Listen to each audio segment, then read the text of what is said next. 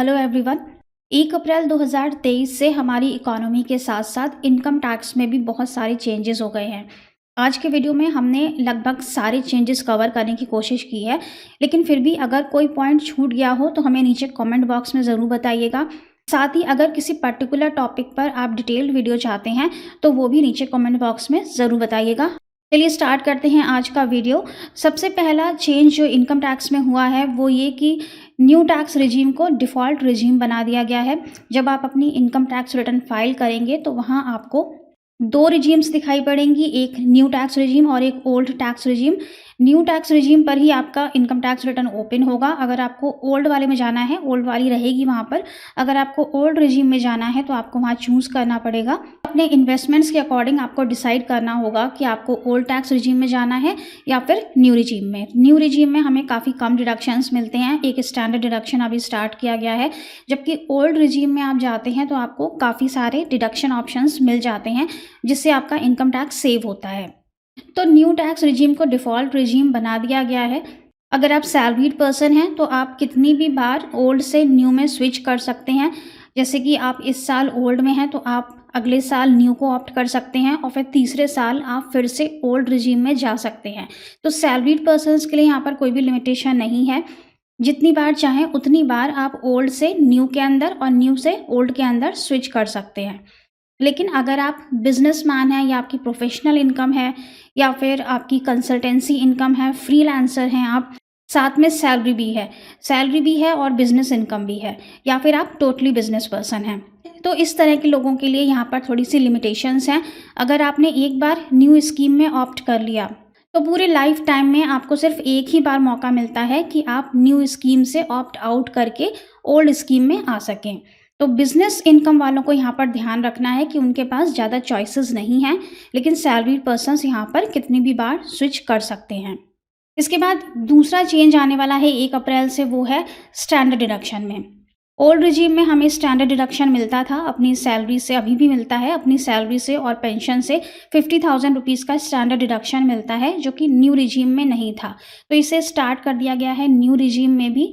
अब जो लोग भी न्यू रिजीम में ऑप्ट करते हैं, वो चाहे सैलरी पर्सन हो या फिर पेंशनर्स हो, उन्हें भी 50,000 रुपये का स्टैंडर्ड डिडक्शन मिलेगा।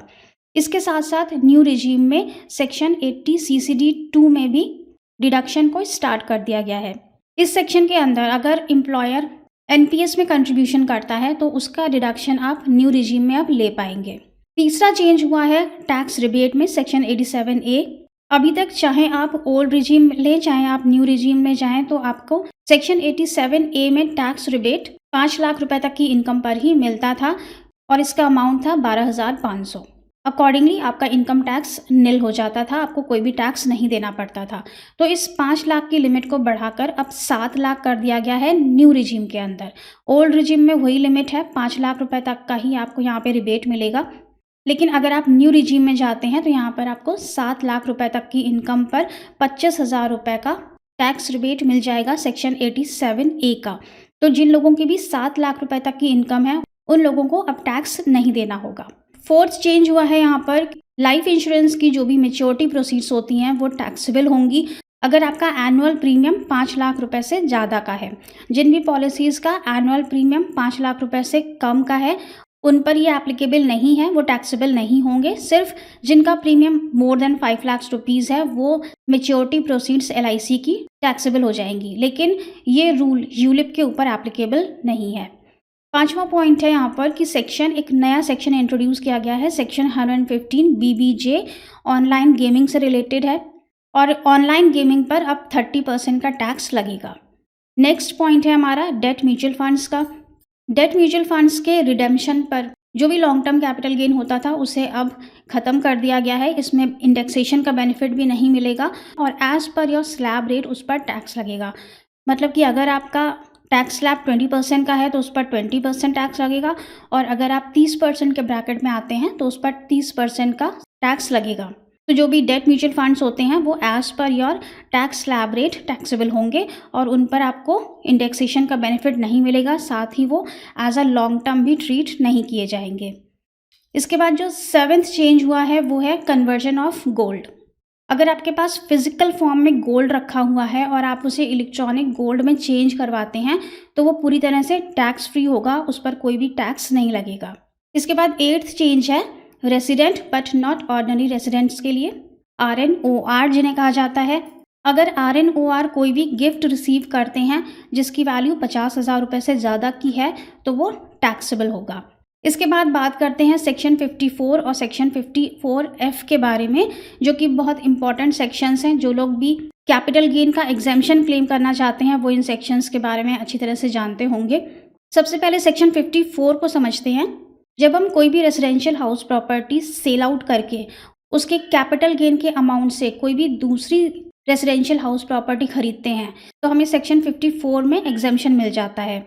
और सेक्शन 54F कहता है कि अगर आप कोई भी असेट सेल आउट करते हैं रेजिडेंशियल प्रॉपर्टी के अलावा कोई भी असेट अगर आप सेल करते हैं और उसकी कैपिटल गेन अमाउंट से अगर आप कोई भी रेजिडेंशियल हाउस प्रॉपर्टी खरीदते हैं तो सेक्शन 54F में आपको एग्जेम्पशन मिल जाता है। इस पॉइंट के ऊपर हम जल्दी ही डिटेल्ड वीडियो अपलोड करेंगे क्योंकि इतने शॉर्ट में इन सेक्शंस को समझना यहाँ पर पॉसिबल नहीं है। सिर्फ जो इम्पॉर्टेंट है वो चीज़ें हमने यहाँ पर कवर की हैं। तो सेक्शन 54 और सेक्शन 54F में जो हम एग्जेम्पशन क्लेम करते थे उसको लिमिटेड कर दिया गया है और लिमिट 10 करोड़ की है। 10 करोड़ से ज़्यादा का एग्जेम्पशन यहाँ पर क्लेम नहीं कर पाएंगे। इसके बाद 10th है सीनियर सिटीजन स्कीम से रिलेटेड है। सीनियर सिटीजन सेविंग स्कीम में डिपॉजिट लिमिट को बढ़ा दिया गया है। जहां पहले 15 लाख रुपए तक की लिमिट थी तो उसे बढ़ाकर 30 लाख कर दिया है। अगर आप मंथली इनकम स्कीम में जाते हैं तो अगर आपका सिंगल अकाउंट है तो पहले लिमिट थी 4.5 लाख की, उसे बढ़ाकर 9 लाख कर दिया है।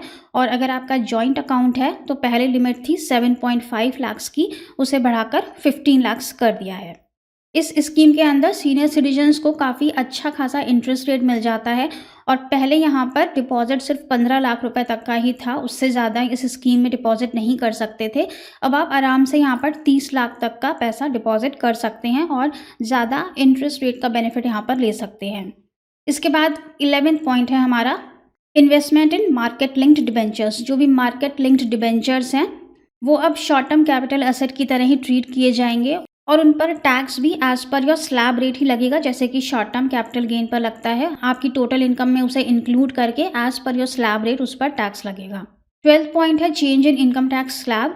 जो न्यू टैक्स रिजीम है उसमें income tax slab rate change कर दिए गए हैं। 3 लाख रुपए तक की इनकम नील होगी, जो कि पहले 2.5 लाख रुपए थी। 3 लाख रुपए तक की इनकम पर कोई भी टैक्स नहीं है। 3 से 6 लाख के बीच की अगर आपकी इनकम है तो 5% का टैक्स है। 6 से 9 के बीच में 10% है। 9 से 12 के लिए 15% है। 12 से 15 के लिए 20% है और 15 लाख के ऊपर 30% का स्लैब है। 13 पॉइंट है हमारा लीव इनकैशमेंट से रिलेटेड। नॉन गवर्नमेंट एम्प्लॉयज़ को जो भी लीव इनकैशमेंट मिलता था रिटायरमेंट पर वो एग्जेम्प्ट था अप टू सर्टेन लिमिट थी 3 लाख रुपए की और इस लिमिट को, जो 3 लाख रुपए की लिमिट थी, इसे बढ़ाकर 25 लाख रुपए कर दिया गया है। काफ़ी ज़्यादा यहाँ पे लिमिट को इंक्रीज़ कर दिया गया है। तो रिटायरमेंट पर जो भी लीव इनकैशमेंट मिलता था नॉन गवर्नमेंट एम्प्लॉयज़ को उसका exemption up to 25 lakh rupees हो गया है। 14th चेंज हुआ है सरचार्ज को लेकर। जो हाईएस्ट सरचार्ज रेट है वो 37% से रिड्यूस करके 25% कर दिया गया है न्यू टैक्स रिजीम के अंदर। यहाँ ओल्ड के लिए नहीं है, न्यू टैक्स रिजीम के अंदर इसे कम किया गया है। जिन भी टैक्स पेयर्स की income more than 5 crore rupees है वो 25% का सरचार्ज देंगे इंस्टेड ऑफ 37%। और last change 15th number point है सेक्शन 44AD और सेक्शन 44ADA में चेंज कर दिया गया है। सेक्शन 44AD बिजनेसेस के लिए है, जो भी स्मॉल बिजनेसमैन्स हैं उनके लिए सेक्शन 44AD है। वो लोग प्रिजम्पटिव स्कीम के अंदर ऑप्ट करके ITR 4 को फाइल करते हैं, जबकि सेक्शन 44ADA प्रोफेशनल्स के लिए है। जो छोटे प्रोफेशनल्स हैं जिनकी इनकम 50 लाख रुपए के अंदर आती है वो लोग सेक्शन 44ADA में प्रिजम्पटिव स्कीम को चूज़ करके ITR 4 को फाइल करते हैं। तो यहाँ पर चेंज MSME सेक्टर के लिए किया गया है। MSME सेक्टर के लिए अगर आप सेक्शन 44AD में कवर होते हैं तो लिमिट को 2 करोड़ से बढ़ाकर 3 करोड़ कर दिया गया है और अगर आप प्रोफेशनल हैं और सेक्शन 44ADA में कवर होते हैं तो लिमिट को 50 लाख रुपए से बढ़ाकर 75 लाख रुपए कर दिया गया है।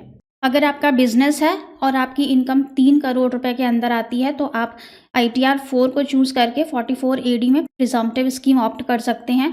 और अगर आप प्रोफेशनल हैं और आपकी इनकम 75 लाख रुपए के अंदर आती है तो आप सेक्शन 44 ADA में प्रिजम्पटिव स्कीम को ऑप्ट करके ITR 4 को फाइल कर सकते हैं। लेकिन यहाँ पर कंडीशन एक क्या है कि cash receipts should not be more than 5%। आपकी जो कैश रिसिट्स हैं वो 5% से ज़्यादा नहीं होनी चाहिए आपके टर्नओवर की, तभी आप इसका बेनिफिट ले सकेंगे।